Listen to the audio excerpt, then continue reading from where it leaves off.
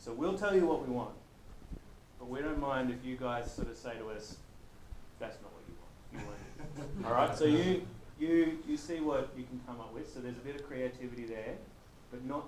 But if you're finding that having that much freedom is making it difficult, then let's focus on the minimum viable product, and then we'll move forward from there. But I want you guys to know that there's flexibility here. We're happy to work with that. And you've got a big team with some skills in here that I was not expecting. Like having an artist is great. I'm really excited about that. So, and documentation, that's awesome. So, so I think I'm excited about this. It's a nice big team. It means we might be able to build a really awesome product. And if we can do that really rapidly, and we can go, awesome, these guys have delivered, that's great. But if you guys really want to have some big impact on what's happening around Australia, we can start reaching further. And there's a lot we can do.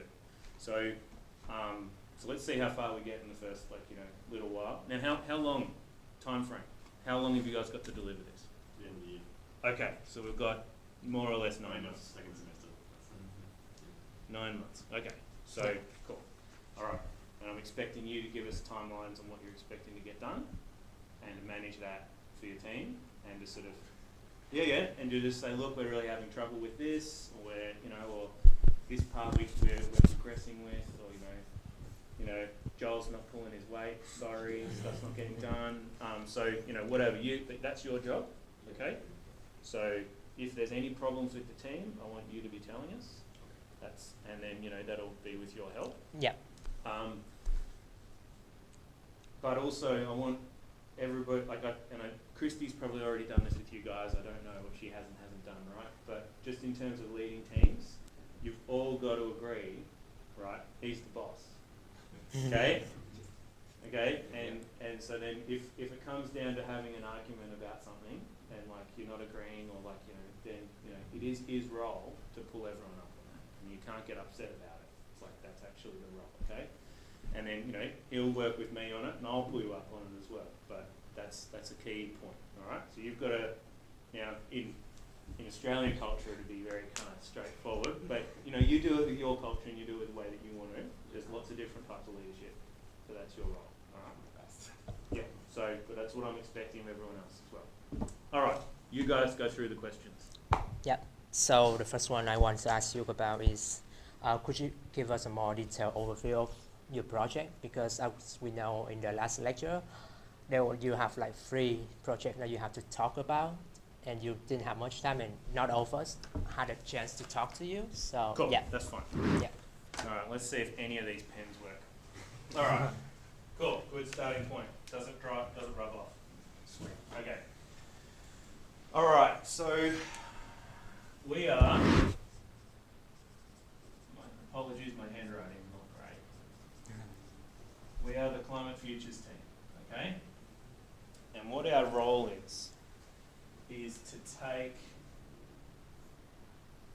global climate model output, which has it's a grid of climate information, okay, that's really big.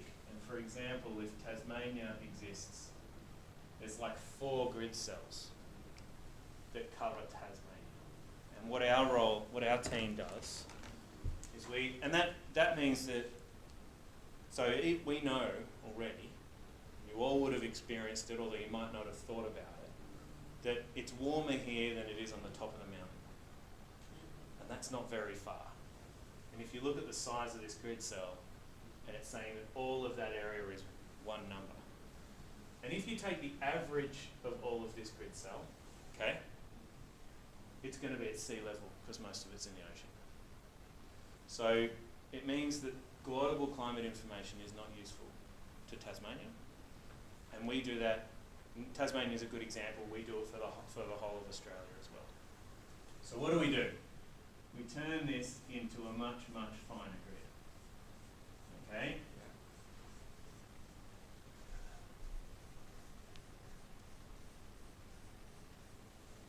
And that information is stored in a big data archive. At present, that data archive we use, it's basically just a directory, and we use a convention to understand where stuff is. So it's just a big directory. It's full of what's known as netcdf files. Okay. Have any of you heard of those before? No? That's fine. It's okay. You know, you guys are programmers, you'll get it really quickly, okay? You know, I spend a lot of my time teaching people how to get out of Excel and start using the terminal or start using a programming language, so you guys are going to be fine. These netcdf files are multi-dimensional. It's important for understanding that, but let's move on from, let's just leave it that there's lots of stuff inside those. The directory is structured by file name. So the file name and the directory structure is the convention that everything's currently databased in, right? And this is a really standard technique for climate scientists because you can program path names and you can program file names really, really easily. You don't have to have a lot of special skills. You don't have to use a databasing network. You don't have to use all this stuff. So that's why we use that convention. And the file names are really long. So and path structures are really long. And we can show you those. Probably most relevant for the programs and documentation. So, you guys have to decide, like, each of your different tasks will have different questions. And so you're going to have to kind of liaise closely with the programmers, but possibly with the others as well. And the programmers, you all have to have different types of connections. All right, so this is the data we have. It's stored in a convention. Does everyone follow that? Pretty straightforward. Yep. And have you heard of this? Like, have they talked to you about this inside your course so far? Oh, okay. All right. So there are kind of two types of storing information. One is you have a directory structure, and the directory structure is like, let's say, you just got all these different path names, and then let's say, well, these are .nsc files, right? So you might be like, okay, this one is. It'd be good if I could actually show you some, but let's say that this is 10-kilometre resolution data. So that each one of these grid cells is 10 by 10. Then the next thing we have is that it's the grid that's over Tasmania. And then we might be saying we've got multiple models. I'll get to that. So then let's say this is model 1. And then we have variable names. Let's say that's temperature, which unfortunately looks a hell of a lot like a temporary file. Temperature, and then we have the full path name here, which might be like 10-kilometre underscore TAS underscore mod 1 underscore 10. Okay? And so then that's what a convention style looks like. Alright? A database would store all of this information in a way that you can search for it, and then it would say, oh, I know where the file is, and it would then give you the full path name as an output from the database that just tells you where the file is. That's fun, right? So that's how we kind of navigate our space at the moment. What we want to do is to be able to take, I'm going to draw my poor picture of Tasmania, and I'm going to, let's say for example, I'm a wine grower, or the wine industry, and I am interested in this space here. Now I don't care about anything outside that space for lots of reasons that are relevant to them. So what they want is they want to be able to throw this shapefile at the data and extract just the bit they need. There are hundreds of variables, there are 6 models, there are particular domains that they care about. There's particular resolutions that they care about. And so over this space, they want to be able to say, give me all of the variables that I care about and summarize that up in some way. Now, the summarizing bit we'll discuss much later. We're not going to worry about, we're just going to worry about extracting the data and giving it to people at the moment. So you've got this weird shape. These are usually defined as shape files. Has anybody heard of these before? Probably most important to the programmers to have heard this. Okay. So shape files are geospatial files. If you think about this what I've actually got on the page here. If you're going to draw that in a map, okay, you need to have latitude and longitude. And then if this happens through time, then you also need the time axis and how that changes through time. So we've got this three-dimensional space at least. Okay, you could actually start saying it's multi-dimensional because we've got lots of variables. Yeah. We've also got height. So you've got latitude, longitude. We've actually got a z dimension, which let's say goes off like that. So height, which means that we've got multiple layers. Did any of you guys see my video? Yep. You saw it? Yeah.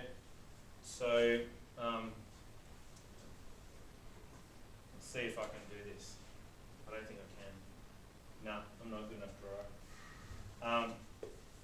But I can do it this way. Should get the artist up. So you've got to think that each one of these grids is actually a three-dimensional box. Okay?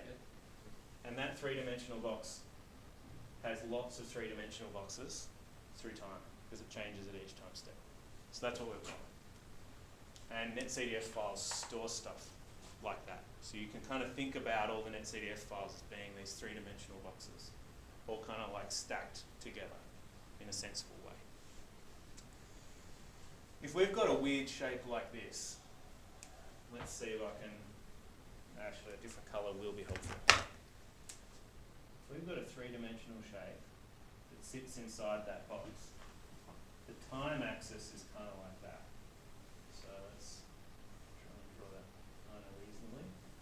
Okay, so the time axis can go through this way, right?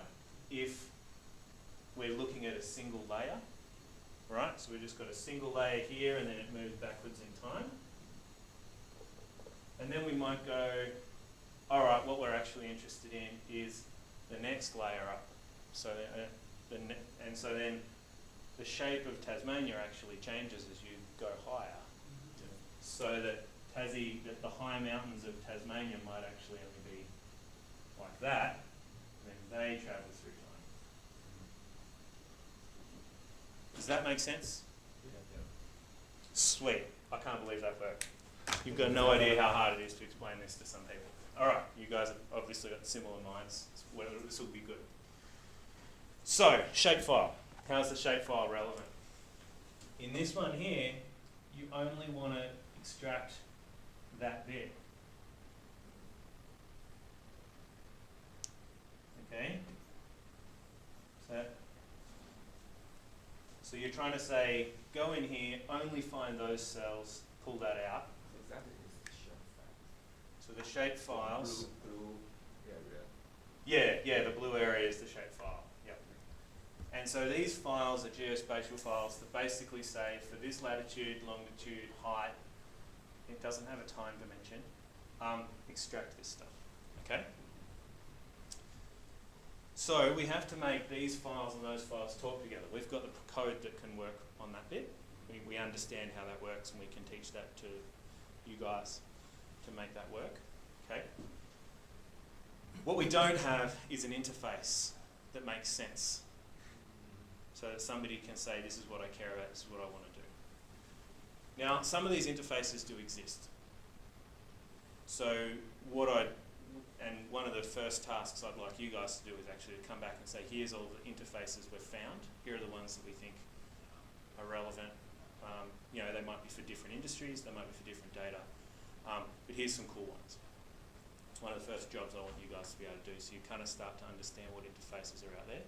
You might decide that you don't have enough information to do that yet. We need to have a few educational sessions to get you guys up to speed, and you can go, aha, yeah, I know what I have to go find now. Okay. Okay, so that's kind of, I think I've leapt ahead. So we've got data in directories. The data is multidimensional.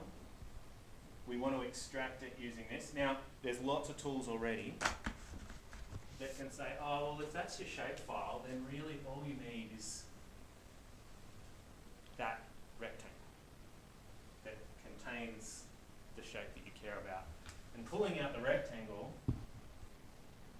there are heaps of tools that do that already. That might be useful to you guys. You might be like, oh, well, we'll use the rectangle first, then we'll do the hard bit. Right?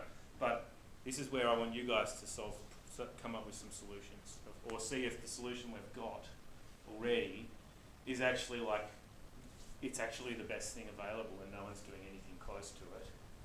We've just put a fancy front end on it so that people can interact with it better, and put it into a language that's transferable and stuff, because it's currently running in R, and R is not necessarily going to be transferable in the same way that other stuff is. It's, you know, it's our personal tool. So this is where we want to try and figure out what will work best. Now, databases. Have any of you built a database before? You have? Hands up. I need. Okay, cool. So one of the problems we've had is we tried to build a database to capture all of this information, right? Because we wanted to be able to say, well, if you're in this particular grid cell, then here you are. So that we could give it a question like this, a latitude, longitude question, and it would then be able to go off and find everything. But what we found is that because we also care about where you are in time, so you actually care about, I want to get this grid cell, and then I want it to move, and I want to get this grid cell, and then I want it to move up here and get this grid cell. So if I could think about building like a tunnel, following, think about it, if an animal moves through space, right? If an animal moves through space, and nobody's done this, so it'd be cool if we could build it, right? If an animal moves through space, then that means that at this moment they're here, but at the next moment they've moved into another grid cell, and you want to try and track. And we have the tracking information, but that means that we need to actually reference every cell inside the entire grid through space and time. And when we built the database was as big as the data itself. Now that's possibly just because we're crap at building databases, because we don't know what we're doing. And we absolutely do not know what we're doing in that space. So it might be that the convention is actually the best way to store most of the data, and then you do a secondary step, which is time and space somewhere else. So this is where I want you guys can be creative. You guys can come up with other people have done. You guys might be looking at this problem. It's like, yeah, I totally know how to solve that problem, and that would be great, right? That's fun. So that's kind of like the hardest thing of if you've got an animal tracking data and you want to try and track things through space like that and pull out like this moving tunnel of data. So that's like where we'll try and get to eventually. The first thing I want is basically a system that you can pull out the rectangle. Then we want it to be the shapefile. Then we want it to be the animal tracking data. Okay. And then obviously each one of those steps will require different inputs from the user. Now it could be that we just give them completely different, they require different interfaces. Like as we go through this, it's like it's not the same question. You know, if you've got animal tracking data, you need all of these tools. But if you only care about a rectangle, you need this tool, and that's it. So this is where we will find the optimal solution, and we'll also find the achievable solution. And that's the other part, right? I'm acutely aware of you guys have to have this finished in 9 months. We want to have lots of little wins early on, build something, make it look as pretty as possible, make it so it's really easy to understand, then move on to the hard bit. And we might go, oh, we actually have to rebuild everything. We'll hopefully be smart enough to go, here's the workflow, we can build this bit, and it's going to be easy to build onto it. that would be ideal, but you guys are programmers, you guys have done this before, you often get thrown a different question, it's like, shit, I have to build it from the beginning again. So, alright. Does that kind of sound like something that makes sense? Do you understand what it is I'm asking? Have I answered all of the various questions? Is anyone confused about this bit? Still a lot of questions we have on a document that we made. Uh-huh. Yeah. Would you like to see that directory structure Yeah, yep. as soon as possible? Yep, I can give you guys access. That's greatly complicated things. We thought it was just an SQL database. No, that's part of the thing that we actually want you guys to solve. Yeah. Is it so? And I read so a lot of the directory structure would easily translate Yeah, directly definitely. into SQL Yeah. easily. So basically, all this bit, even the file name, easily SQL. Yeah. It's only when you start trying to do these bits that it gets a little bit more complicated, and that's where understanding some of the NetCDF tools that exist and how they interact. And there are NetCDF compatible databases. Yeah. Threads, Ramada, there's a couple others. We haven't built them for our system yet. We really need to build one for our system. We're actually supposed to have all the data easily searchable and stuff already, but it doesn't exist. So an SQL is one solution, but there are other solutions. And this is what I'm kind of, I don't mind if we have to use one of the SQL solutions. However, I suspect there's a lot of out-of-the-box tools that you guys could learn how to interact with. Okay. Yeah, I just want to let you know that we expected SQL curveball. Now there's a lot of extra work we've got to find. Yep. Yep. But Okay. That's alright. That's okay. We'll get Now, it. so, yep, that's cool. And also, after this meeting, like, if you guys are like, well, I'm just not sure, like, especially after you go off and find out how all the NetCDF stuff works. If you guys are like, oh man, this is just going to be so hard. Now, I don't think it will. Like, you know, I was able to do this, okay? I'm able to read documentation and learn how to do it. And there's a couple of particular cognitive sort of understanding things that once you kind of get it, it's like, oh, okay. And I can help you with that. Just don't, if you're struggling with understanding something, get in contact with me, get a group of questions together, Kim can Yeah. send them through. We can either organise a training session with me and Pete, or I can just answer the questions over the phone. So if there's a curveball, that's Yeah. cool, but let's not see it as a limitation. Yeah, no, There no, are very that's- few people that know how to do this stuff. It's actually going to be a really valuable skill for you guys to be able to say, I understand NetCDF, I understand how to do big data, I understand how to do this. Like look at the project we've built. Look how pretty it is. So that's where that is. All right. Yeah. So that's good to know. Yeah. Thank I you. just wanted to let you know. Yeah, that's something great. we have to learn. Yeah. Anything else? Yeah. Um, Yeah. is Shall we it- go is it ahead? Just Australian data? Yes. Just all- We've actually got all the data in hand sitting with us. Yeah, but our data is only in Australia. There's no American, Asian data. Well, there is a global data set, so there is data that is Okay. global in scope, but it's all sitting on our server, Yeah. and it's about us being able to feed that out. Yeah. Sure. So And is there set stations that just get all this data like every hour? Is that where all the data comes from? no, the data is actually static. Yep. So it's not about managing constant inputs, although there will be one data archive that may grow.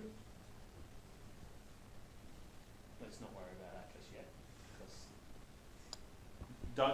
just assume the data is static. Yep. And let's say it had to be updated every quarter. Okay. So it's more of a like, we update stuff and then we run a script which would say update the database or something. It doesn't have to be real time. Yep. So, which of course simplifies things enormously. Yep. The optimization of that process it can take 2 days to run. It should never have to take that long. but that in terms of like that's not where the effort should be going. Yeah. Unless you guys are really into it, and then it's like, yeah, sure, go for it. Maybe we have So I'm just, before we move on, Yeah. is there anybody that has any questions about that? Just in what I've discussed so far? Does it kind of seem clear as to what it is I kind of want? And we can show details. That's fine, I'll give you guys logins, you'll be able to see what's there. Yeah? Cool. Yep, so I believe that presentation has pretty much answered a few of the questions that I have below this one. Sorry, I have one other thing I have forgotten to mention, Yeah. which is pretty critical, Yeah. pretty important. This is all running on a Linux system. Who here knows Linux? Okay, that's cool. Yep, alright, you've got 3, that's fine. No, no, no, no. Okay, alright. That's cool. the Ubuntu. Yeah. Cool. On the next cloud. Sweet, awesome. We've just covered off like, a whole bunch of training. Awesome. Okay, so that's the other important part. Now for you guys that aren't familiar with it, have a chat to these guys, find out what it is you need to know. They'll be able to get you up there.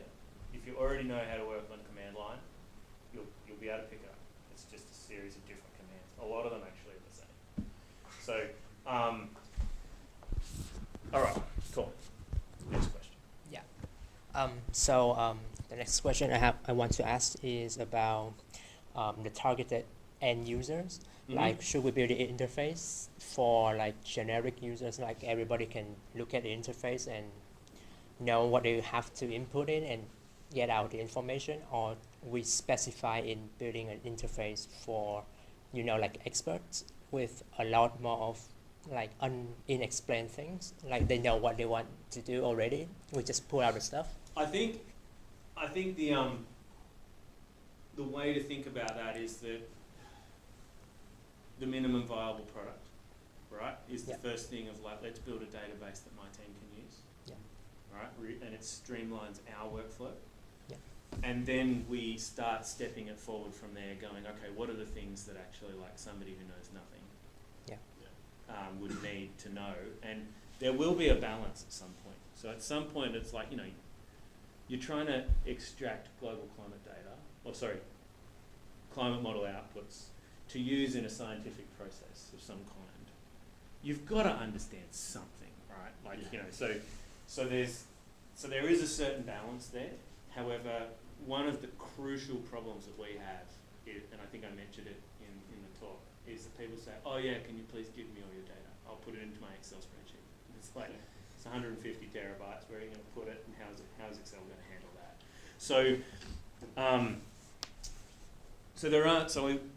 A lot of the questions do come from very naive people who don't actually understand what they're doing, and therefore the system needs to summarize that down. There are many tools that exist that we can implement that can do this. So, and I'll talk to the programmers about those tools at the appropriate moments, or as you guys get excited. So, but the first step is like, can we build a database that we can use? So that's expert users, relatively straightforward. It also, nationally, that would help us share our data with another sort of 50 odd people, actually, probably a little bit less. But that kind of scope in terms of community. The next scope of community is like, tens of thousands. So let's say 10,000 is like the next one.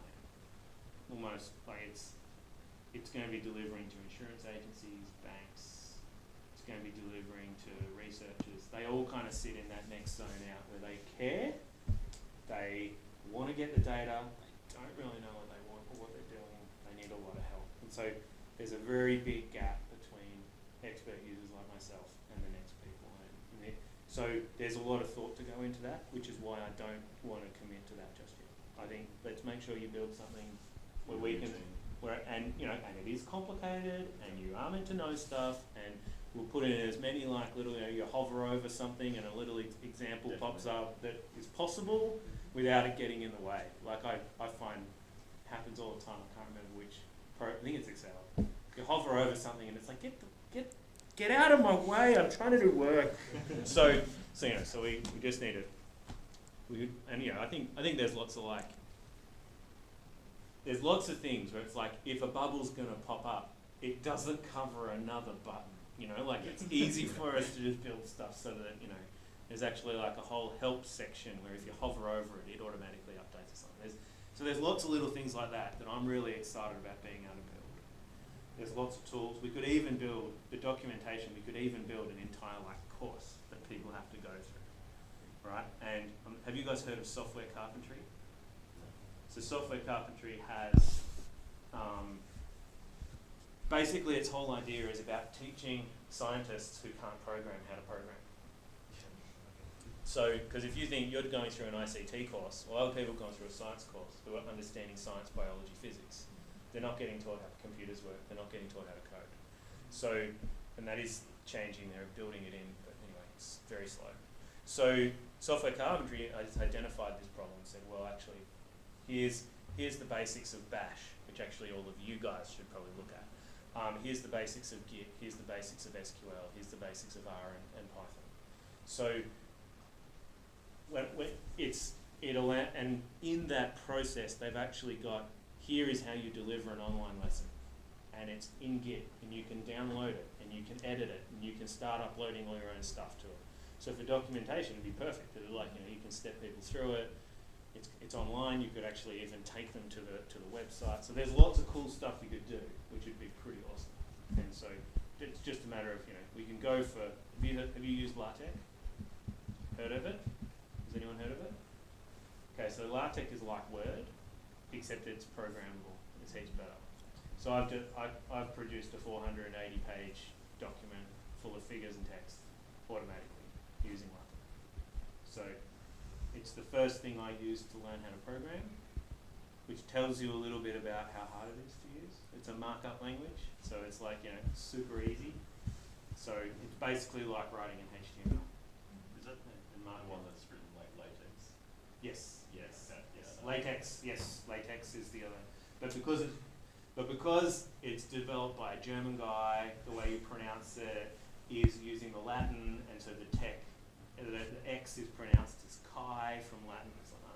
It's so fucking nerdy. It's ridiculous. So, all right.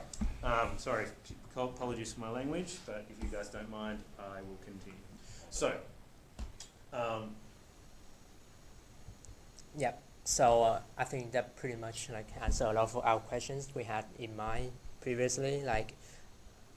Talking to you, we know that the application is going to be really complicated. We were planning to ask for any additional app functions that you want us to program into, but I think this is complicated enough, so I'll just skip that part of you guys. Yeah, and I think it's really in that context. Yeah. I think it's really about let's see how far we get. Yeah. Work as much as you can as a team on getting the first bit done, understanding the various different programs that are available to use. Yeah. I'll give you a list of things that I want you to go look for and understand, and then I'm kind of excited about what you guys might be able to find that's outside of my scope of what I know is there. I think there's a lot of kind of out of the box things that you could apply in the first instance, which might be oh my god, this is so scary, and then you look at it, it's we install, hit go, select directories, finished, great, okay, now what? And so in that context, it's let's get through the bit that is scary for you guys. It's all new, all that kind of stuff. Make it work, make sure it's robust enough. We don't have to worry about scalability and stuff of the website just yet. Let's worry about just making it work for our team.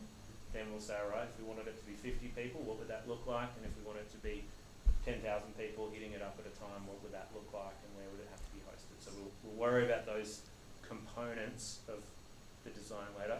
Web design, and kind of, any of you guys aware of yet? Okay, so we've got some skills there, which is it's crucial because I don't have them, right? So that's all right. So. So the next bit that we are going to ask about is pretty much technical inquiries. Are the team? Yeah. I think there's a few trivial inquiries that we wrote down that we still have to get the initiation report, Yeah, restrictions, right? like what hardships and things like that. Um, when the project was initiated. Yeah. So the reason you want this project is because I think from the lecture you mentioned, people will email you for your data. Yep. That's just obviously an awful way to do it because it's not automated and all takes time out of your day. We just wanted to get the motivations for the project in our report, like what bullshit you have to put up with that makes you like, okay, I'm going to go ask some students to go make this because I'm sick of doing this. Like, we just get some more details about that. So I guess the biggest part. So you've actually covered off on a few of them, and we've kind of got to them. Yeah. People need this data. It's really important for making business decisions, particularly over the last 2 years. There's been a real kind of shift. People really want to know this. So people need this data. People don't necessarily know, and then people don't know how to interact with it. You know, think about how much you understand what that means. Yeah. That's where they're at. Okay. So, at best, they have any of you heard? Oh no, you don't know what geospatial is. So, ArcGIS is an output that they'll want to have it for. So this is just file format stuff, right? It's like sort of asking, can you give it to me in a CSV file versus something else. It's like, there are tools for it. That kind of element is easy, but some of these people are actually quite sophisticated users of data.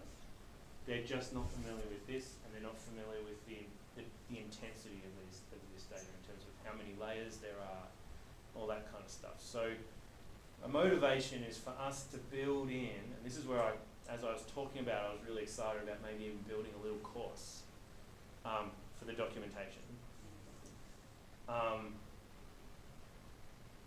To really kind of draw out what people need. So what's the bullshit that I have to handle? People don't know what they need, so it actually takes me a long time to talk to them about what it is they actually need. So I'm hoping that as we go through this, a lot of the documentation will be able to kind of ask them questions that allows, I've got a whiteboard, I should use it. That basically allows them to figure out where it is they need to go and then what options they need as a result of it. So I'm hoping that there's what kind of question you're trying to answer, okay, and then we've ones at spatial scale, so do you want global, do you want Like a guideline. well, it's actually more, it's guidance. Guidance, yeah, so it actually steps them through their own decision-making process, and so then we can actually get a lot of, first of all, to get them to think about it. Yeah. So a lot of people are like, oh, give me all your data, and it's like, well, actually, you only want 1 point off the top of Mount Kosciuszko. That's a time series, and that's one of the questions, right? So it might be like, oh, we want global data, but yeah, we only want it for 30-year time periods. So we want to actually take all of this for 30 years, take an average, compress it down into one layer. So that's a different way of looking at data than saying, I want a single point, but I want hourly time steps for 100 years. So that's one thing I want this project to get into, because if you're going to extract data, you need to know what you want. And so I kind of want that to be built in some way. And I think that's why I think the software carpentry would be a really good example of how you could ask people questions and provide, and kind of take them down it's like a choose your own adventure, right? It's just a boring one. And so there's that. So that bit takes a lot of time, and I think that's the biggest thing. For expert users, it's also it's tricky for us to actually give them access to the data, because I can't just say to them, here it is on this server, and I'd have to set them up with a user account so then they can SCP in or rsync or whatever. And so I'd prefer it if I could say to them, yep, it's available through here, you can download it here. and I guess another part of it is like, actually, what do you... Let's just leave it at that. For expert users, I can't, it's actually a bit of a pain for me to actually have to set them up. Like it's all manual. There's a lot of manual steps, whereas it'd be nice if, and this is like your user management is, I guess, if we could do it in a way that requires zero user management, so they just have access. This data doesn't have to be behind any firewalls, or doesn't have to be behind anything special. It just needs to be generally accessible. If they want to then download it, they can. So, So I think having publicly available content is a great thing, just for like everyone to look at. and it's supposed to be. It's supposed to be, yeah. So- it should be free. So and it could be that like part of this project is about figuring out how to actually publish this data in a more appropriate location. But I think even then we still need to have this tool for our team to use anyway. So I think we'll build it as if it's an in-house thing on Nectar Yeah, for sure. that somehow has a publicly facing face, and yeah, so and that'll get rid of a lot of the internal inquiries we get from UTAS. Sorry, my brain's just kind of going through all the use cases and trying to figure out what I need to tell you now and what I can tell you in a month's time. So, but I think that's the short answer. That's good, because we need things to write down on this report we've got. Yeah, yep. Yeah, and one of them is what you have to put up with, and that's the motivation to get it, basically. And you said that people just don't know what they want, and we wouldn't have thought of that because we don't have to deal with it. So that's a great thing that we can write about. Yep. Thanks for that. Yep. And so, and you know, and in some ways, it's really good. Your lack of experience in what I'm doing is a benefit that you should use. Yeah. Because any question you have to ask is a question that the people that we're engaging with are asking themselves. So write them down. So for documentation, like, you know, just everything you don't know, write the question, and then we'll put in the answer in the documentation. So it's and use your team. It's not just your job. Any questions that they come up with, just put it down. We can answer it in the documentation. Like a lot of it's like a sentence. So yeah. So I think that'd be good. Yeah, I think that covers all of the trivial questions, right, guys? Yeah. There's one about nice to have functions. Yeah. Would you say that like that animal part thing, would that be a nice to have? Oh yeah, totally. Yeah, for sure. Like we'd be able to publish that as a paper. Yeah. It's so novel. Yeah. Yeah, nobody's done it before. And so, That's- so there's some really cool stuff that we'll get out of this. I think actually even just the database itself is a publishable paper that I'd like to have all of you on as authors if we go down that road. You guys, I guess that's a question to ask you. Are you happy to be authors on academic papers if something comes out of this? Yeah. Yeah, Great. absolutely. So that's what we'd be doing.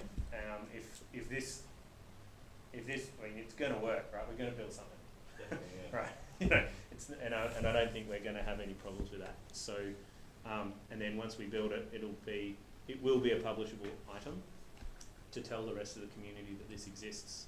So, so that's coming out of this as well.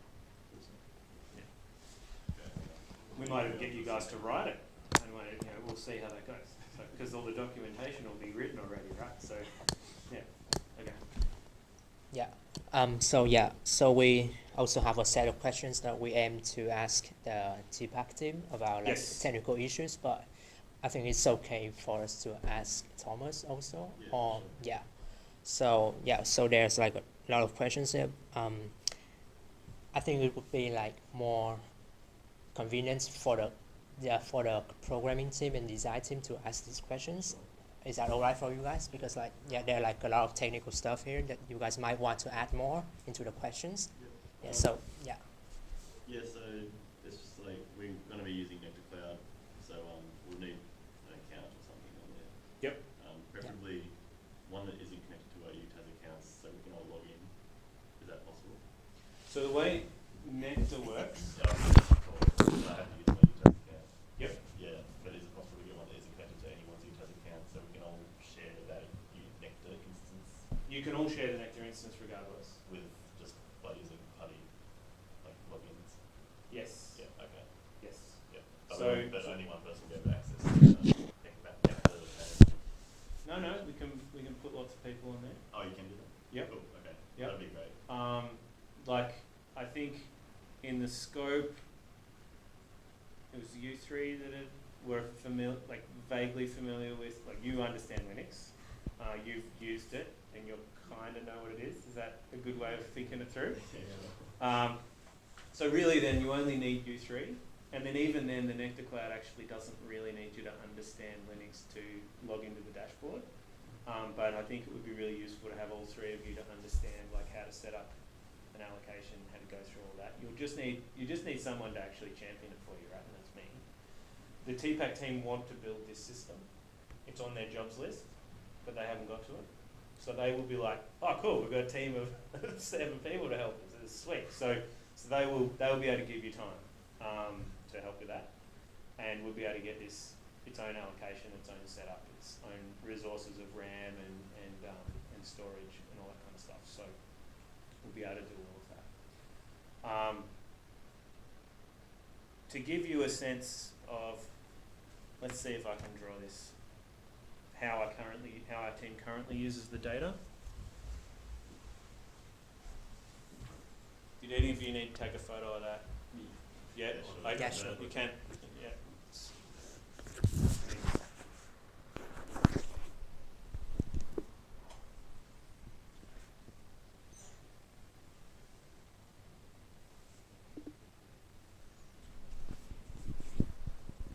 All right. Okay.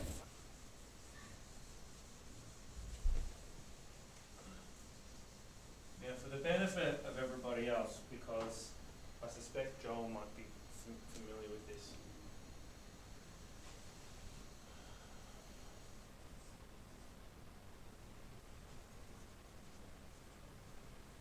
No, it's not quite right.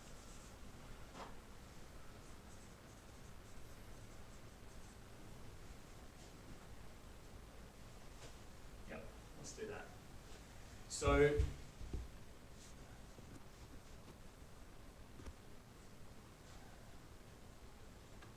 there's something called the Australian Research Data Commons.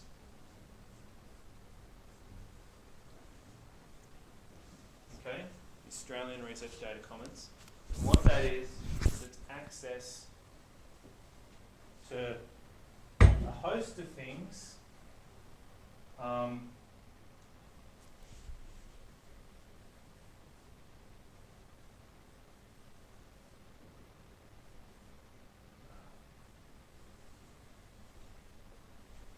Okay, so 3 of them that I'm aware of that I use all the time is CloudStor, Nectar, and RDSI.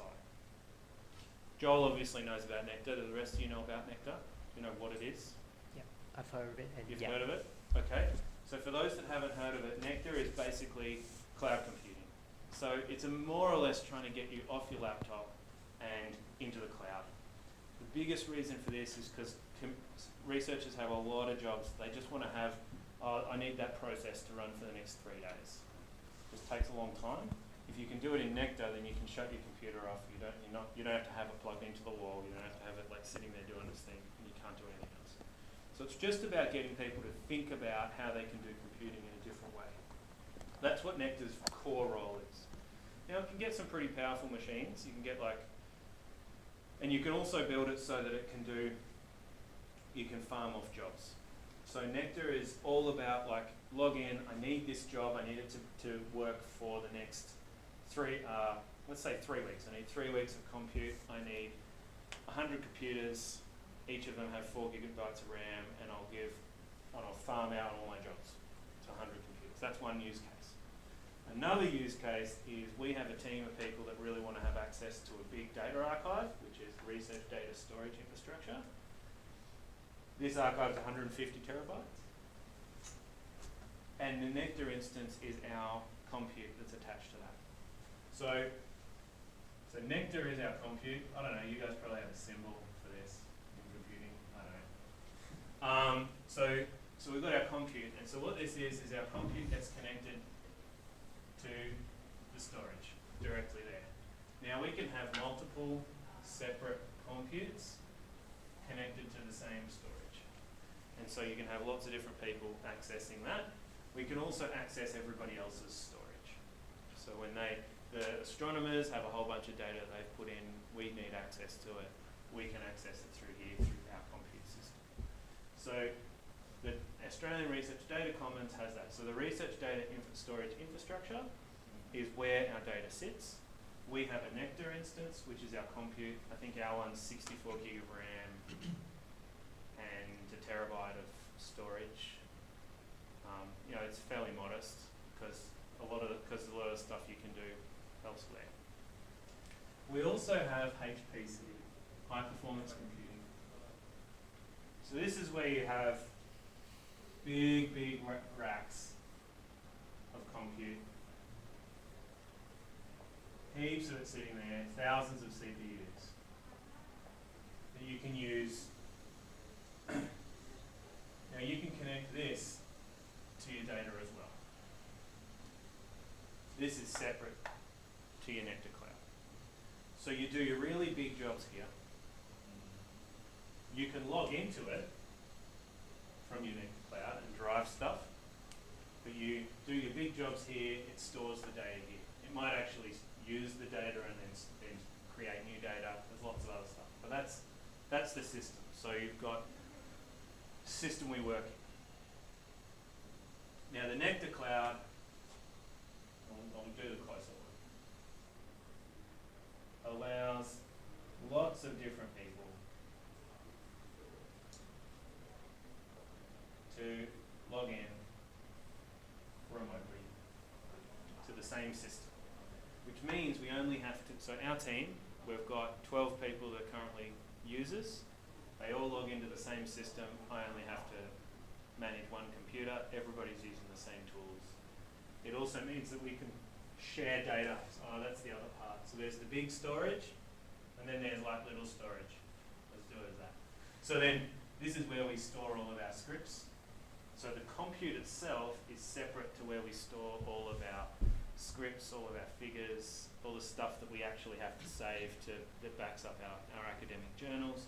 That all gets stored here. So that then if this breaks, this is a cool thing about Nectar, if this breaks, we haven't lost anything, we just connect it to somewhere else. And everybody can keep working. Okay? And this system here can be backed up, and so we know all the configuration that we did on our server. So everything's set up. Do you think that's a good enough example, explanation, Joel? Yeah, Okay. So the question was about kind of this part, okay? So the Nectar install will be how do you manage multiple users accessing the same location? Well, that's how. It's going to be in a system that explicitly is there for sharing. And I'd strongly recommend that you go in and also start using some kind of version control software straight away. So, Is it okay if we use GitHub? Yeah. That's fine. yeah, Okay, cool. yep, we use GitHub, Yeah. so, which will allow us to go in and have a look. Yeah, that's right. Yeah, all about free, all about open source. So it'll be interesting. I will give you a task of going off and find stuff at the end of this, but I am interested in understanding if there are paid solutions available. However, we're not going to use them. But it'd be just interesting if in your research, when you go off and find stuff, if it's a paid resource, just write it down, and it'd be nice to have a list somewhere. So. Yep. Yeah, do you want me to read the next one? Oh, yeah, sure. Yeah, right. Yeah, if you want to, it's all right also. So, yeah. And the second question is, we only require read permission for the climate database. Can we please have some login credentials for the database? Yeah, Yep. that'd be great. Yeah. So once we set up the Nectar install, then that'll be connected with read-only to the data. Yeah, so we don't need to change that data. That's right. No, that's exactly the point. It's about building this so that it's like that. Yeah. That's immutable, Yeah. and then we build a whole nother section that can crash and burn. Yeah. You know, and it might be you guys set it up and you do some work and you're like, ah, shit, we really just broke it. Oh well. And if you just build the system so that you can just like hit go and it'll just rebuild a whole new system, then yeah, fail fast. You know, like that's fine. It's not an operational system that we care about. And even if we start using it, we are quite happy for you guys for it to fail fast. And yeah, the next one is there any like website template that we should adhere to for them to be consistent with the UTAS design? Oh, do not worry about that Yeah. at all. Okay. Yeah. So there are so many reasons not to follow the UTAS website. One would look like shit.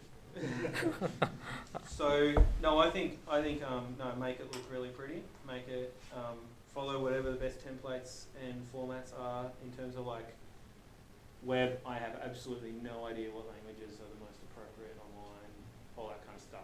If you guys are like, no, we should. I'm going to even get this wrong. Right? I don't even know what they're called. So, you know, if you guys are like, oh no, we really want to program this in Ruby, or we really want to do it in whatever your favorite language is, go for it. Because I whatever's going to be the most efficient for you guys, and as long as there's really good documentation. I know one of our team loves using Ruby. I don't actually know what Ruby basically does any differently to the other languages available. I guess one thing is we use R, so it'd be really useful if it can integrate with that. But we also use Bash, CDO, Python, SQL occasionally, C.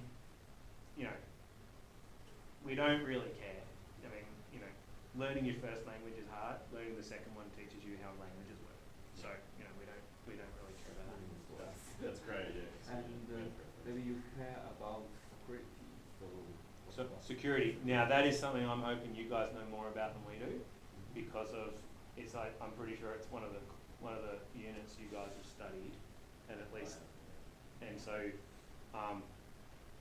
there will be. So Nectar has a number of rules. I am not really familiar with what they are. One of the reasons that these things get burnt, like get shut down and terminated, is because there's security breaches. So if you build this with the understanding that if there's a security breach, then the Nectar guys will just terminate your instance, because that's the whole point. So then build it so that it is scriptable. So you can script up the entire launching of a Nectar instance. I'd start there. So just start from a scriptable version, and that means if something breaks, you always got exactly where you got to sitting in your script. Obviously the script is going to be tiny compared to like the actual install, so it's super easy to save that in a GitHub Git account and just, oh yeah, something broke, shit, we lost yesterday's work, oh well, we didn't lose the other 3 months. So, I'd recommend talking to the Nectar team about that, and then talking to the Nectar team about what's the best way to set up security. So they do have some protocols they want to implement. Best practice is of course what we're after. Actually, ideal practice is what we're after for this, because best practice that lags behind ideal practice, and so yeah, it'll make it sort of long term more stable if you guys aim for like what's the most we have to implement, and it'd be really useful for you guys as a team to talk to them about what actually is required, and understanding why and what the vulnerabilities are of this system. There's a little bit of security by obscurity in this space, but it's worthwhile talking to the Nectar team explicitly. They can tell you a lot more than I can. But I'm very worried. I'm very interested in it, and it might be one of the things that actually kind of requires a bit more effort, simply because I don't actually know what the solutions are. So, but the Nectar system is designed for this. So there are solutions that exist. It's just I don't know what they are. Yeah. So we should be like contacting the TBAC team about this one, right? I'm aware that they have an office. Oh yeah, I'll be putting you in touch with Yost. Yeah. Yeah. Yost will love to talk to you guys. Yeah. And we'll be able to take you through a lot of the initial things. I mean, there's even a database, a portal for downloading data that they've already set up through IMOS and IMAS. So there is an existing framework, and it's one of the things that you guys should find. Well, I'm going to give you a list, right? So there's a lot of stuff that it might be like, all right, we just have to implement this, and then we actually can make that better. Would actually be a really great outcome as well. So, and learning about how to implement those things, how to make it look prettier, how to document it better, like all these things just for our team, it might decrease the barrier to getting to that minimal viable product as quickly as possible. So there's lots and lots of options out there.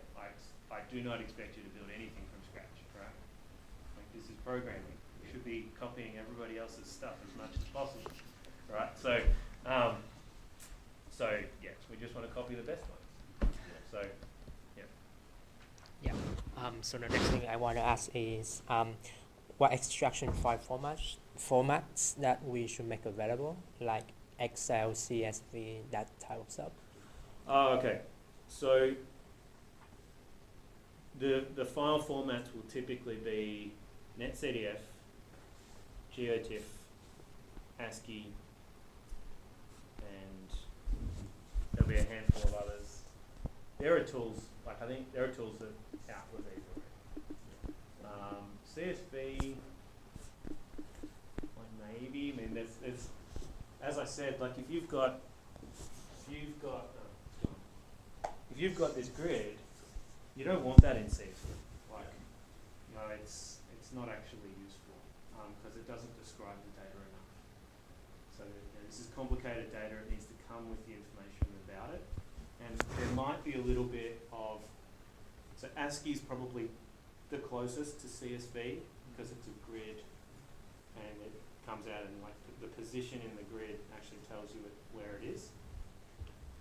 ASCII files have a defined format of what needs to be in the header. We need to figure out if we can add more headers because there's never enough information in an ASCII file. But all of that, it's super easy just writing out a file. It's like, it'd take one person a couple of days at most to just get that right. But there's a lot of jobs that'll add up of a couple of days at most, and then it's like all of a sudden you've got 9 months of 7 people working, right? But those, a lot of the tools like Ramada and stuff have all these things inbuilt, and they understand what the data is that's an input, and so I don't think that's necessarily going to be important now. It's like we could actually say, let's make this work just so it outputs NetCDF files, and then after that we go, all right, here are all the file formats that are actually reasonable given the data type. Yep. So if it's a time series, then CSV is fine. Yep. It's like it actually makes perfect sense. But if it's not a time series, then it actually starts to get really complicated very quickly. So, yeah. Wondering, there's 100 terabytes of these NetCDF files. Yep. How big is the typical just one of them? So there's a couple of files that are 90 gigabytes. However, those files are hourly time steps of 25 vertical layers across a relatively high resolution spatial grid, and there's only a handful of those. Yeah. And we wouldn't, the system needs to be able to deliver it. That probably comes back to one of your earlier questions. What are the bullshit things you have to The manage? hardships. Yeah. Yeah, the hardships, exactly. That's the better way of putting it, isn't it? Yeah. The So extra one. the hardships are that if somebody wants to download this data, we need the tool to be able to say, you have requested this much data, so that they actually realise before they download it that here is the estimate of how much data you have actually like a No, preview. we've already thought of that, yeah. And so the easiest way to do that is to basically catalog when you build the database on where all the files are, to then also extract the data size, store that, and then when people request, sum that up. Yeah. Because as far as I'm aware, I've asked this question of everyone for a long time when I'm using external databases. Please tell me how much I'm going to download before I hit go, so I know how long it'll take. And how long it'll take is actually that's harder. But if you know that it's going to be a terabyte download, well, you know it's going to take longer than if it was a megabyte. But also you need to have the place to put it, and you need to know what that request is. So the Bureau of Meteorology have like a system that says you try and select something to download, and it says, sorry, your request is too large. It doesn't tell you how much too large. It doesn't tell you like anything useful. You just have to like slowly decrease the size of your request until it works. It's real, yeah. As opposed to saying, oh, your request will be broken up into 15 different requests so that they're a reasonable size. You know, so that's this system must have that. That's a must. So some of the files up to 90 gigabytes, and everything else is smaller than that. Most of them are about a gigabyte, maybe 2. I think we'll be needing a instance with a lot of RAM. Yeah. Certainly for you guys to prototype, Yeah. and then once we've figured out what it actually is and how much it uses. what we're actually doing on the system, then we'll be able to optimize that as like the last step. So, because Nectar you can like crash and burn it and restart it with different amounts of resources. So that's why it's awesome. We don't need to buy one computer and that's all we've got. It's like, oh no, we need to have 64 gig of RAM's not enough. Let's try 256. So, yeah. So, yeah. Right. So as you've mentioned before, I believe this is like a public portal for everyone to download. Yep. So yeah, should we have like a capture functionality to prevent spot spamming for like people just downloading everything like for an eternally long time? So at the download step before you download, just a simple, to capture the URL. Yep. Yeah, Like a because verification if you make a script step. to just spam that download button with a really low data set, all of a sudden my computer's crashed. So if it's just a capture there, it takes 2 seconds for someone to enter. So I guess But this might be a last step. This is like a nice so. to have. So the short Yeah. answer is yes. That's what we want. Yeah. The longer answer is, ideally, if somebody wants to download everything, I want to give them the capacity to do that. Yeah. But I don't want it to be using that clunky shit method. I want it to be a standalone, like, you want everything, great, here it is, set up an rsync, off you go. So it's really about building something into the system. And that might be as simple as if you want all this data, contact something. Yeah. Contact inquiries at UTAS, whatever.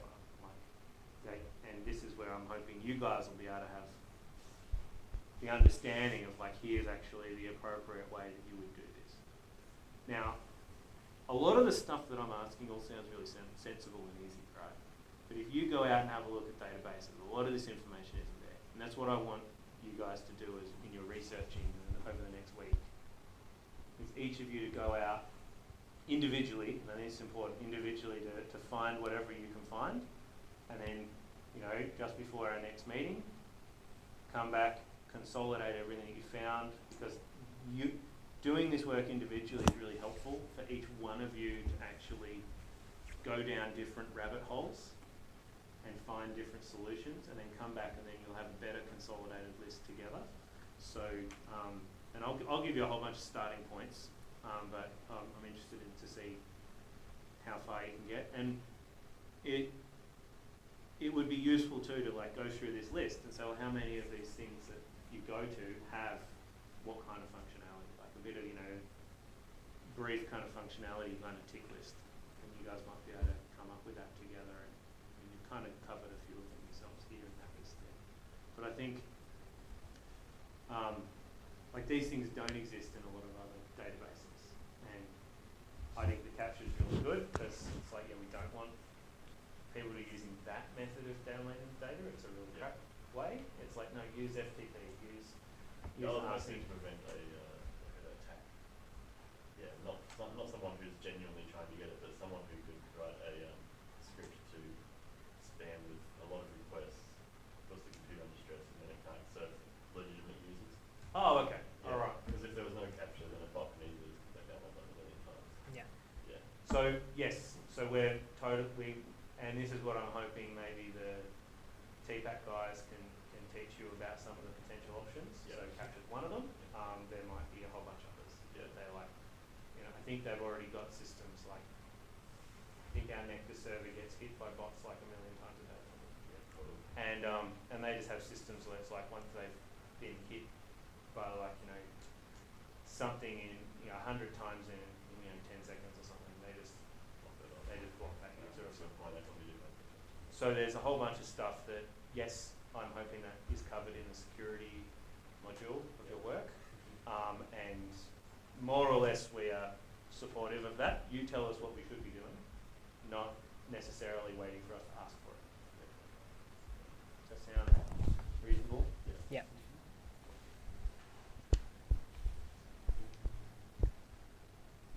So another question is, should there be a limit of data that someone can extract? And I think that answer is no.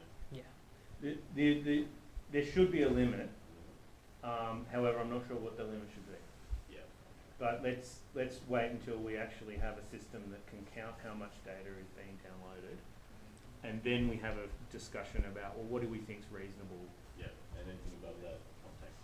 Well, it might just be like us. We've got those different pathways that people need, right? So if you're going down a pathway and you want time series data, and you ask for 10,000 time series, then we should be like, no, go and do this one. You actually need this type of data delivery, not that type. So that they're forced, I'm quite hard-nosed like this, they're forced to actually learn the skills they need to do their job. So I think, I don't want any researcher to say, I had to do 10,000 entries into Excel. Why can't it's just, anyway, there's a whole bunch of stuff like that. So I think there should be limits, but it really depends on exactly how sophisticated our delivery gets as to what we think the limits should be for particular data types and for particular data pathways. So, we should actually, in that pathways, we should be saying how many locations are you downloading? And you say, if it's greater than X, like if it's greater than 10, you really should consider a spatial approach rather than an individual file approach. And then we might say, look, if it's greater than 10, have you considered this? They say yes. We let them go to 20, and then we're like, sorry, after this, you definitely we're not serving you this way. So there's that, and that could just be even before they start downloading stuff. Yeah. It's like just through their pathway, and it could be like put in the lat longs that you are interested in into a table that where they put in the values themselves, and when they say they want another 10, like they want more than 10, we say more rows, and then the last row is like, you really shouldn't do it this way. Like something like this that sort of says, a different approach. So I think if we kind of build it in like that, it's really about user interface rather than actually, I think we can control a lot of it through the user interface and know what it is we're expecting those people to want. Yeah. Yeah. Yeah, we're really interested in making a user interface that is dead simple, but also can teach you. Yeah. We're not, it's never going to be dead simple because this is not a simple thing we're doing.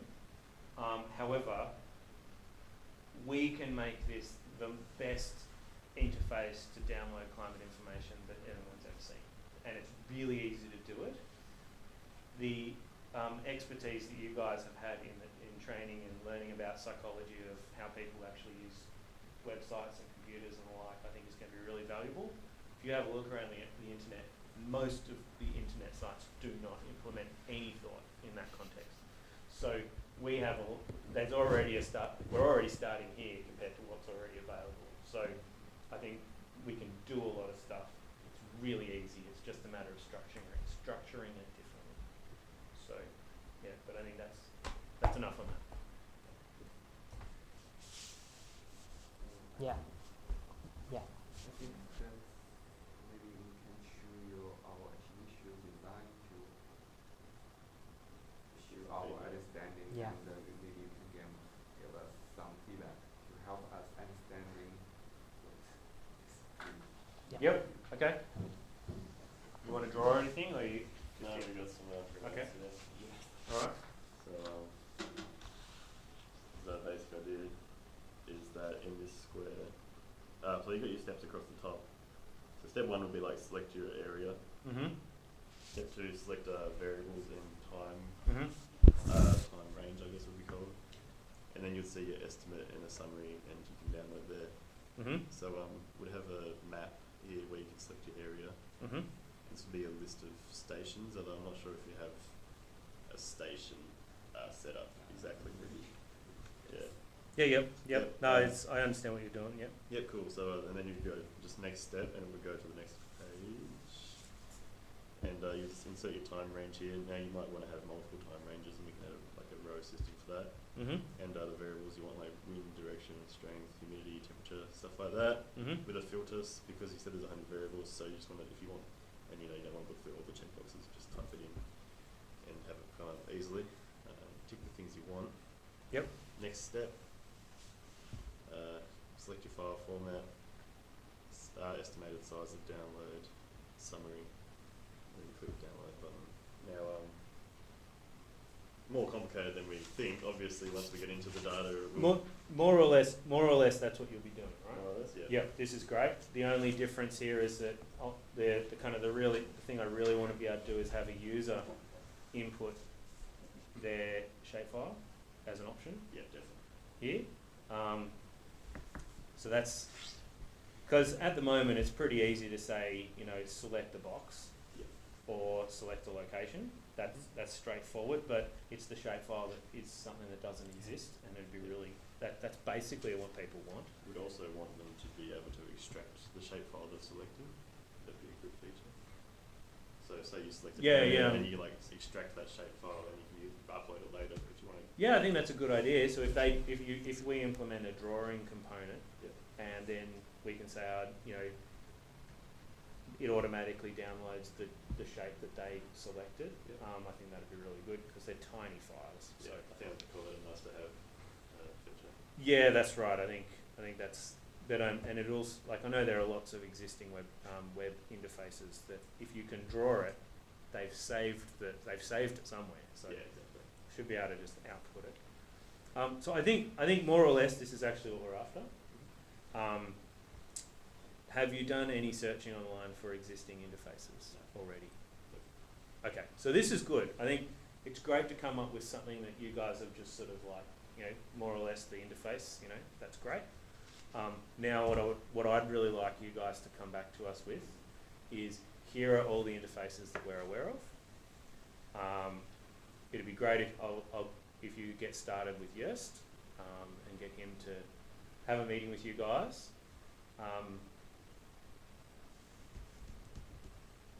Probably be worthwhile me being there. I was just thinking through whether he could just do it without me. I think it'd be just a bit too confusing. He wouldn't know what you did or didn't know.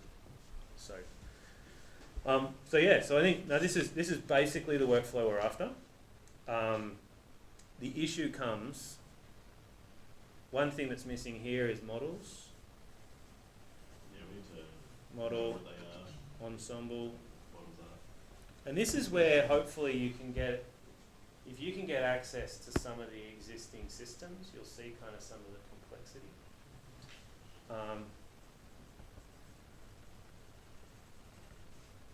So there's model ensemble member, and then there's experiment. Let me just give that a quick drawing.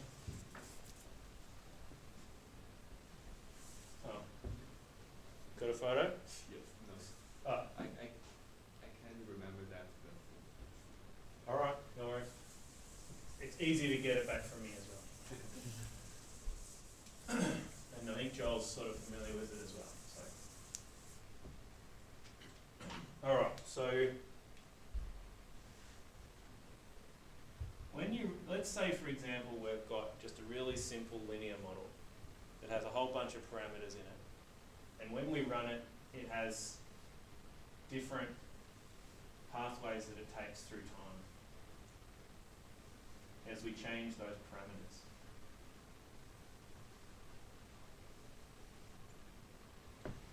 Okay? Each one of these would be considered, so if each one of these has, you know, AX plus BY plus CZ, you know, and A, B, and C are changed all the time. And we end up with these kind of responses. These models are each called an ensemble member. Oops. Let's say that's time. Let's say that's response. And so, and then the other word you need to understand is, oh, I'm going to write it properly.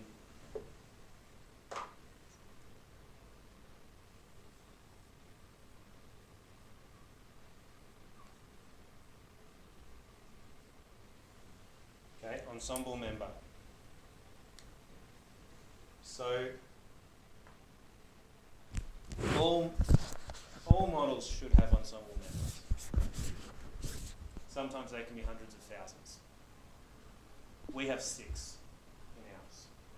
6 models that were run from 1960 through to 2100, and they have slightly different pathways that they've taken. Different variables vary by different amounts. So the difference between rainfall might be as different as this one is to that one, whereas the differences in temperature might be like the difference between these two, for example. So they're quite similar in their response. so that means a module like mathematics formula. Yeah, you could change. So models can be just a mathematical formula, and they can also be a host of mathematical formulas that then create like a really, really complicated space. And so we actually use the second version. So global climate model, there's probably a presentation I should give to you guys actually. So let's do that next time, because I'm running out of time. Our models have different ensembles. You need to be able to understand that in the download. So you guys have got the system fine, but you need to build in model ensemble and also experiment is another one. So, so there's the time, there's variables, there's also the model ensemble. And when you see the directory structure, it's right there. Like it's front and foremost is what you actually have to select on, and almost you kind of need a page for each one of these. And that'll be clear when you can see the directory structure. Yeah. Could we perhaps get access to that tomorrow? So just have a think about.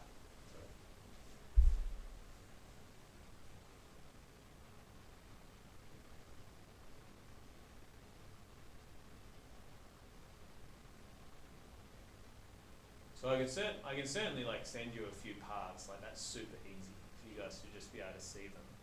Yeah. The reason I hesitate is because I prefer that your interaction is constrained to the Nectar server that you're going to be connecting to. Partly because it means we don't have to teach you how to log into one thing and then have to teach you how to log into something else. Yeah. And I don't have to go and set up 7 users in our system and then delete them effectively.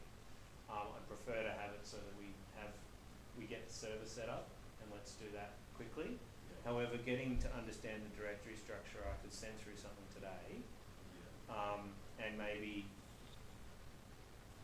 so I'll send through a couple of examples with a descriptor that sort of says what the directory structure is, and I'll send through a couple of example files of NetCDF files, so that you can have a look at those.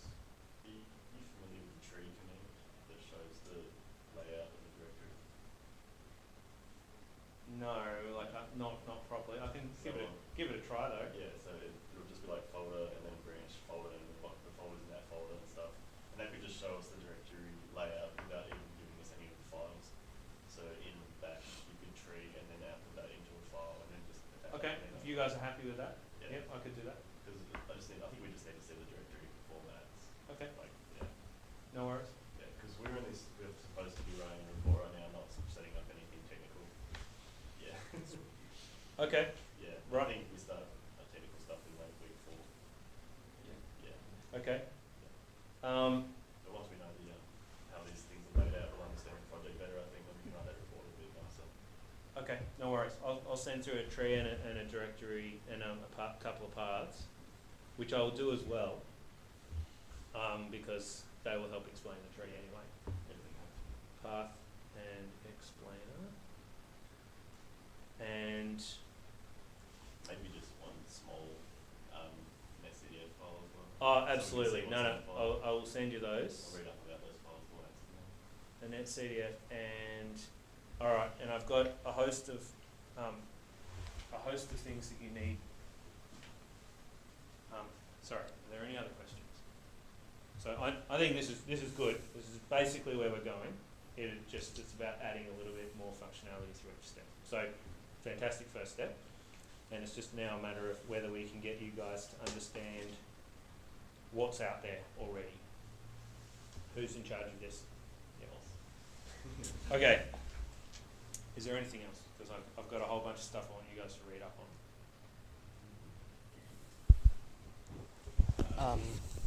Yeah, I think you should just show us that first, and if we have any questions, like we will. Okay. Yeah. So, question. Anybody here red, green, colourblind? Damn. It'd be good if we had you in-house, so then we'd be able to make sure our stuff's all red, green, colourblind friendly. Okay. Programs to look into.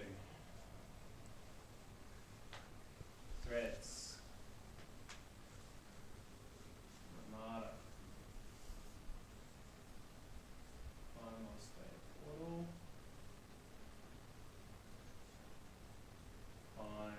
Mass data portal. They're both very similar. That one was built first, and then that one was built on it.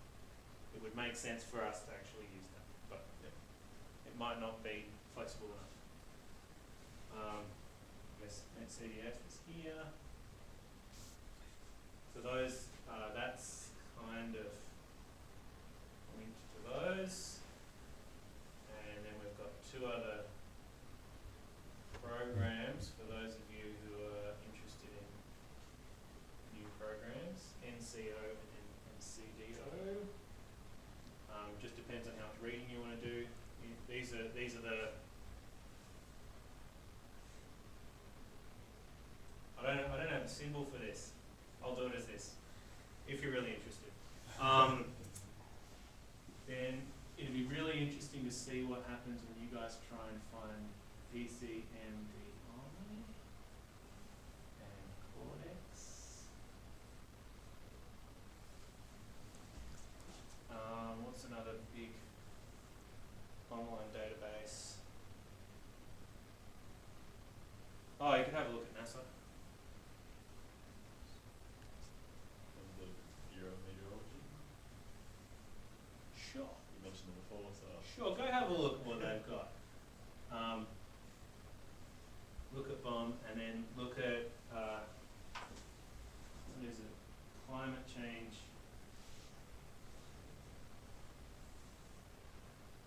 In Australia. CSIRO. That one is coming close to the best documentation stuff, so have a good read of that, and you might like to have a look at their stylings, just as an example of something different.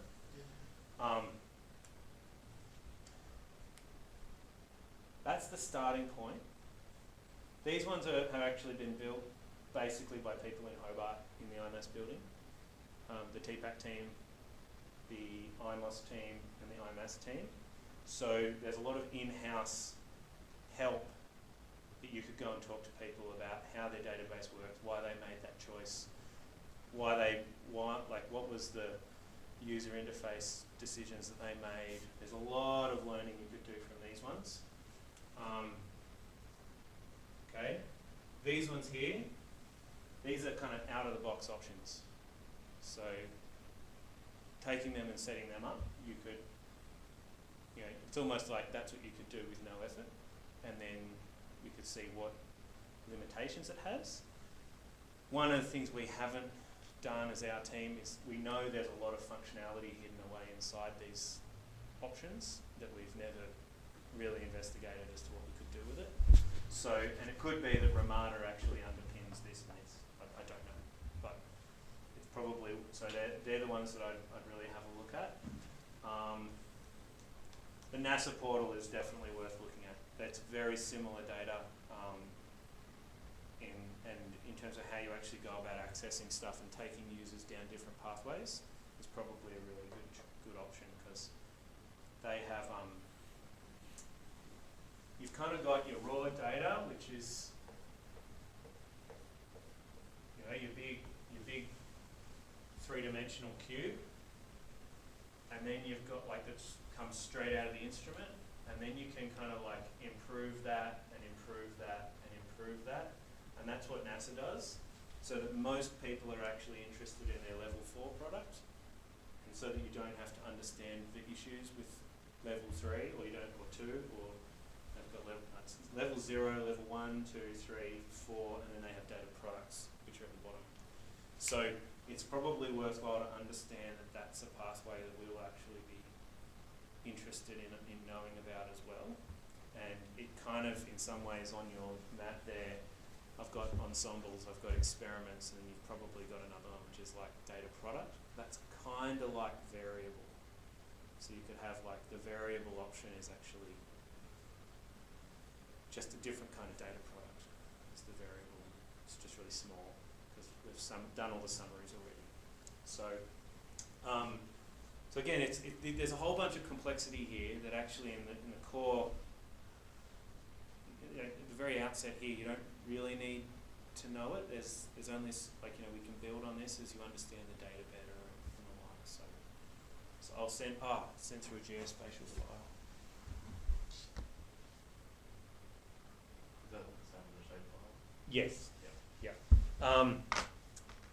Now, on this, NetCDF geospatial files, language, program you should download because it's easily the best way to understand NetCDF files.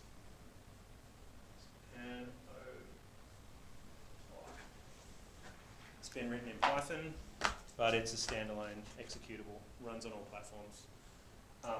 You can open NetCDF files with these, and it will instantly show you everything you need to know about it. So it's kind of like how you open an Excel file, and it kind of shows you straight away how it works.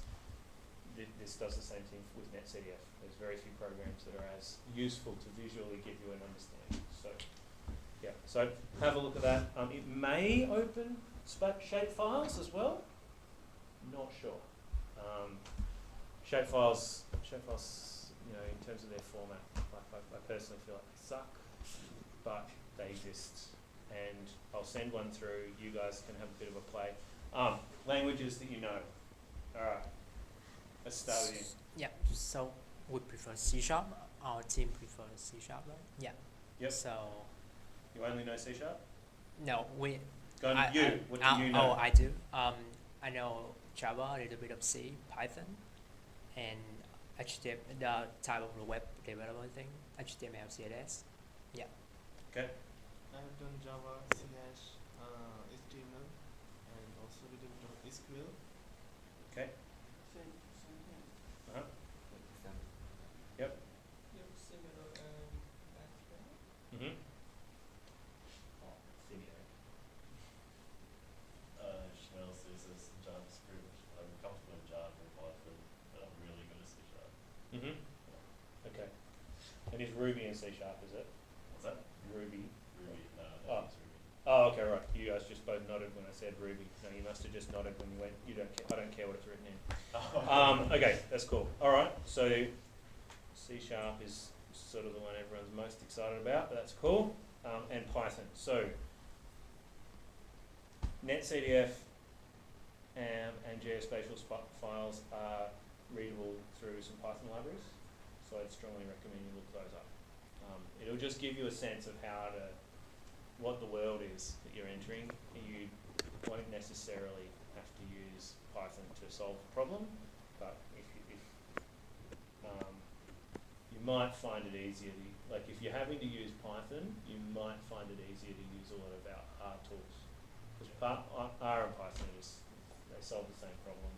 Python's more of a programming language, but if you're using Python, it's probably to do all the things we use R for. And but we don't don't care. It's probably worth talking to us about the workflow. And we're like, oh, here's a toolbox, and you know, great, let's use that. So we do have some toolboxes sitting around. Okay, I have a little bit of homework. I'll send you guys that stuff through. Anything else?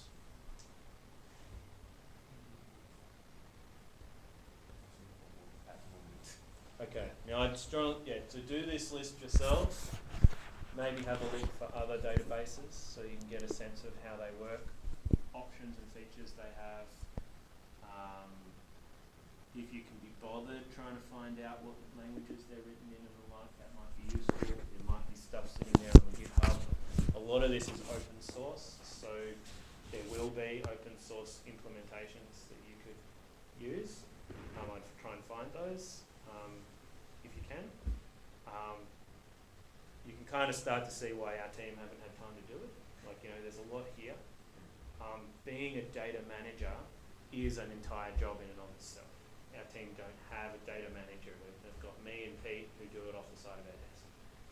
That's a motivation that I left off. We don't have the time to actually do this properly. We're too busy off actually doing our job.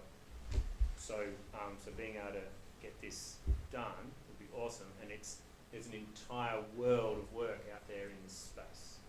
So understanding all this stuff is sort of a great starting point, and we'll touch on a whole bunch of different components that you need, and it'll be a great thing for your portfolio. There you go. There's my dump. Soak that up. Let that percolate for a little bit. As you think about it, put together a list of questions. A list of questions as a group is much more useful than like one at a time. Yep. Let's keep it as Monday mornings for the moment. If you want another meeting Monday morning, or are you going to need one later this week? Initialization takes more time, so. Yeah.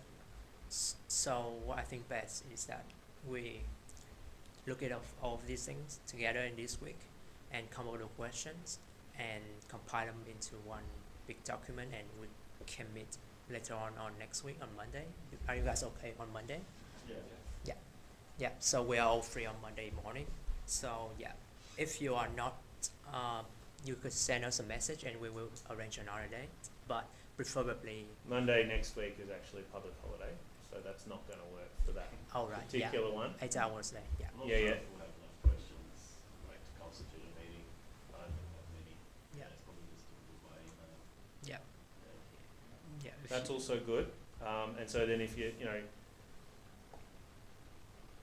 I know you guys are busy with other stuff going on. This isn't the only thing you're doing. Same as me, right? I've got another 15 other projects I'm managing. So the faster you can get this stuff done, the faster we can get on to actually like doing the actual work. It's really up to you guys to drive the speed of this, to see, you know, and so that we don't end up at a frenzy at the other end. Strongly recommend that everything's sort of, you know, as much effort as you can early. If that just means we get to the end where it's like, you know, we can say to Christy, hey, you know what, these guys have actually already really finished. Now we're just like really polishing everything and making it, you know, putting in all of, coming up with all of the would be good to haves. You you know, that'd be really fun because that's actually where a lot of the really interesting novel solutions would be. But you know, I understand you guys are early on. I understand you guys have got other things on. And so you just let us know in terms of how much time you actually can allocate to this and what you can get done. Expectation management of you guys managing me is important. So, you know, what's achievable? I think a good thing was, you know, mentioning early that you guys thought it was already a database, and that wasn't quite what was happening. So, expectation management is good, and I'm going to expect you guys to do that when we say, "What about this? What about this? What about this?" You guys go, I'd be a yes man. "Yeah, that's right." Well, you know, you can be a yes man. You just say, "Well, you know, that's fine, but we have to get all these other bits done first." So it's important to mention that and to understand. So, right. Yeah, I think that's it for today, guys. Right? Yeah. Yeah. Really great, thanks. Yeah. No worries. So we got Tony, Kim, Mirza, Nabil. Nabil. He came last. Edward, Joel, and Long. Okay, cool. And so you'll be working with me. Pete will also be helping, and I haven't told Yerst about this yet, but Yerst will be helping as well. And so that'll cover off, I think, everyone that you'll need to engage with. Oh, and my mate and our other colleague, Dino. Dean is a programmer. He's been, you know, he's done work over in Silicon Valley and stuff. But he'll be useful and helpful with a number of the approaches. He doesn't do databasing though. So he's the one who set up the database and we're like, yeah, this isn't working for whatever reasons. Possibly because we're just incompetent in that context, but that's okay. All right. Thanks everyone. That's great. Thank you for having us today. Yeah. No worries.